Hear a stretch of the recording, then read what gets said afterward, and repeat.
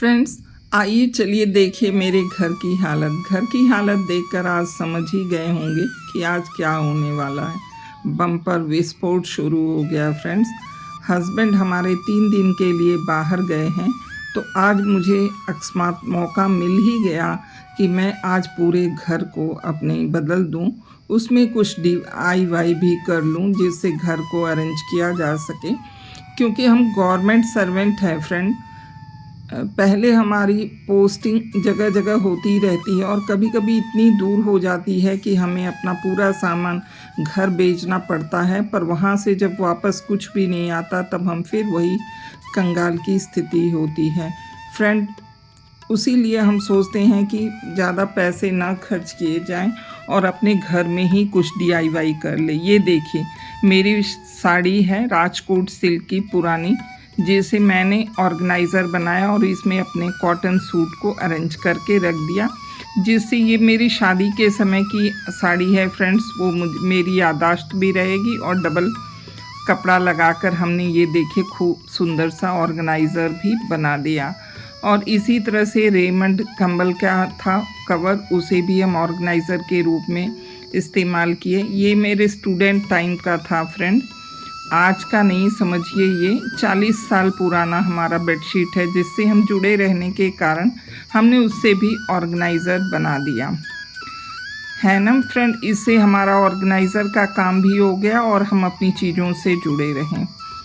हर ladies का यही काम होता है कि फ्रेंड वो अपनी पुरानी चीज़ों को कभी छोड़ती नहीं है या डिस्कार्ड नहीं करती, ख़ास तौर पे अपने शादी या अपने फादर के दिए गई चीज़ों से। मेरी भी वही हाल है फ्रेंड्स। मेरे पास 4 मशीनें हैं, पर मैं आज भी अपनी शादी वाली मशीन, सिर्फ एक ही चीज़ मेरे पास है जिसे मैं रखती हूँ और उसे बार बार उसी से मैं सिलाई करती हूँ।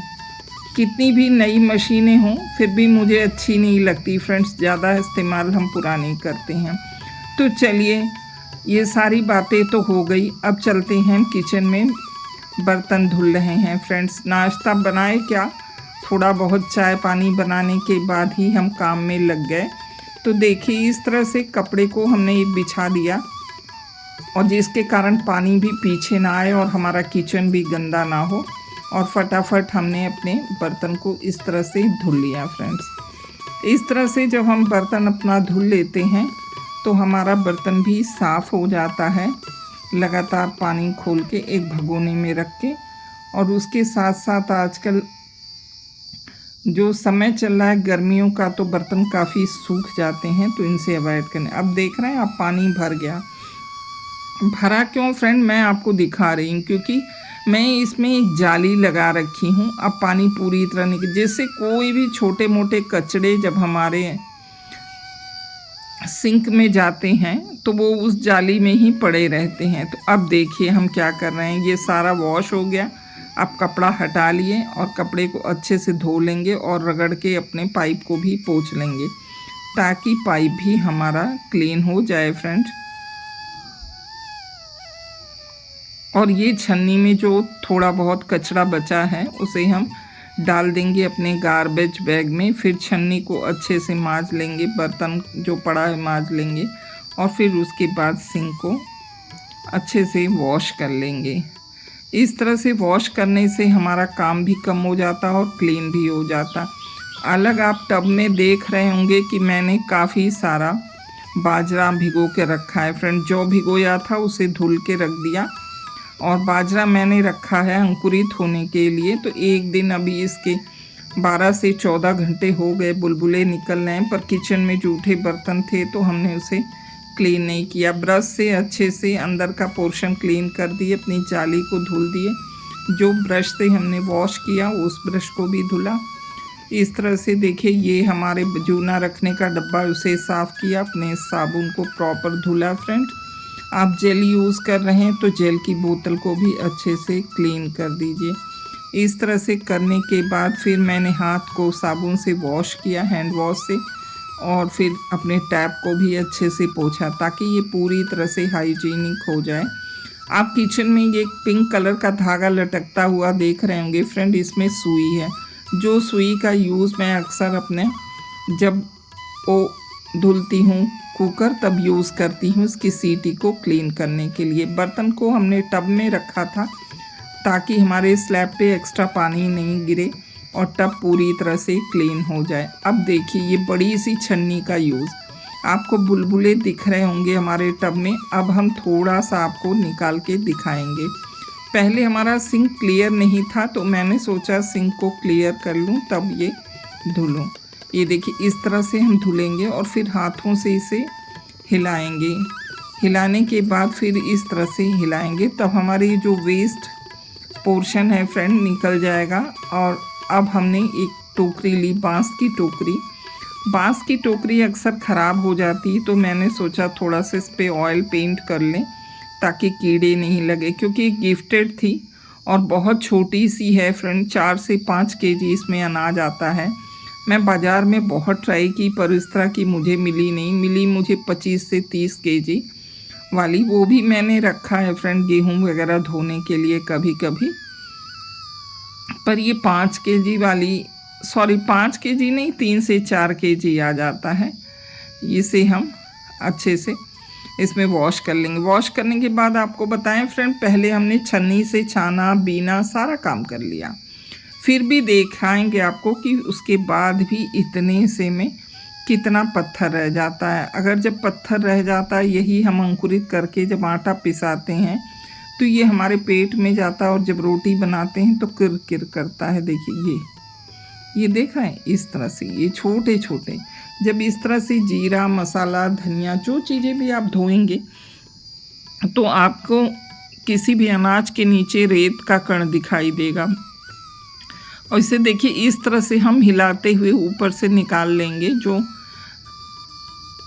डस्ट पार्टिकल रहेंगे। फ्रेंड इसे 3-4 बार धुलने के बाद ही भिगोया था और जो कंकड़ वगैरह छोटे छोटे रहते हैं जो हमें आसानी से नहीं दिखते हैं उसे के लिए ही इसे हिला हिला नहीं, इसे परियाना कहा जाता है। अब अच्छे से टैप वाटर हम धुल देंगे।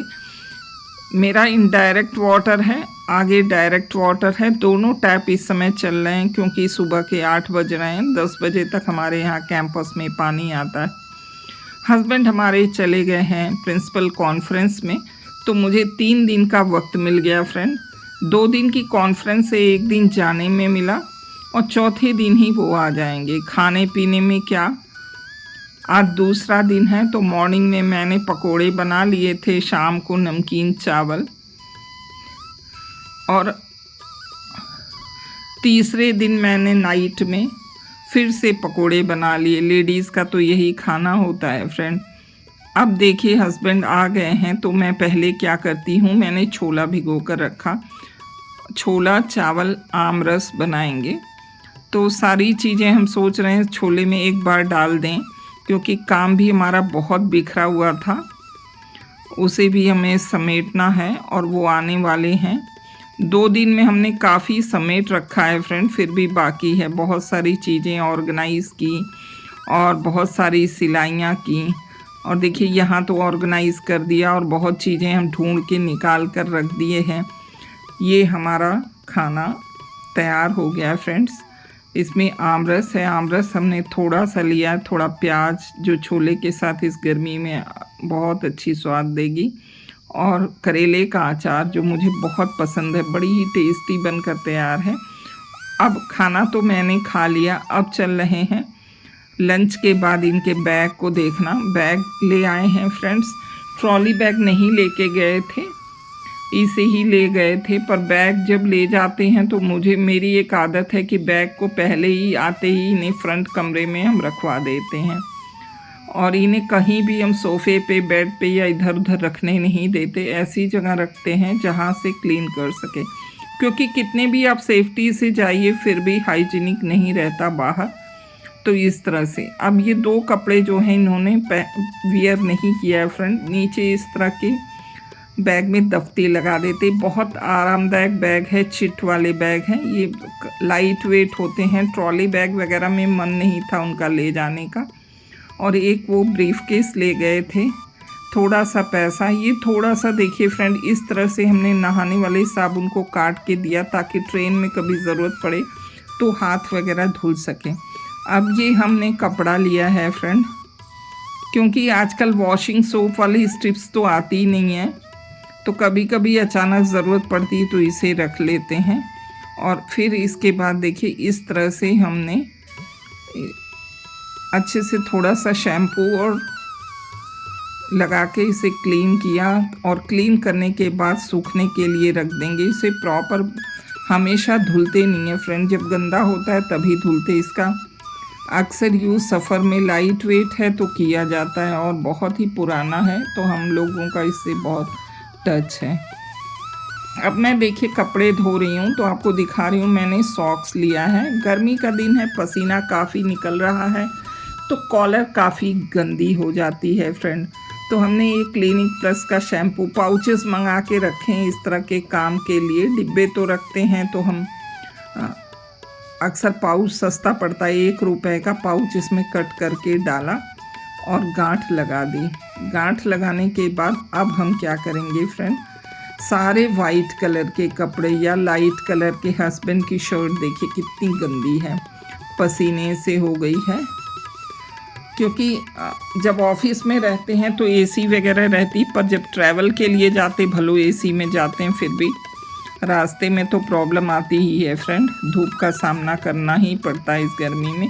देखिए कॉटन का अंगोछा है, उसे नया था तो मैंने सोचा ला ये चेक कर लूं, और चेक करने पे कलर निकल रहा है कि नहीं तो बाकी कपड़ों को भी ख़राब कर देगा, इसलिए इसे वॉशिंग मशीन। गर्मियों का दिन है तो फ्रेंड करेले थे काफ़ी सूख गए। देखिए मैंने एक करेला बचा कर रख लिया था, बेडरूम में ही ठंड में इसे काटा था, तो शूट करने के लिए मैंने एक करेला, देखिए इसे खींच खींच के काटना पड़ता है, कितना पिलपिला सा है।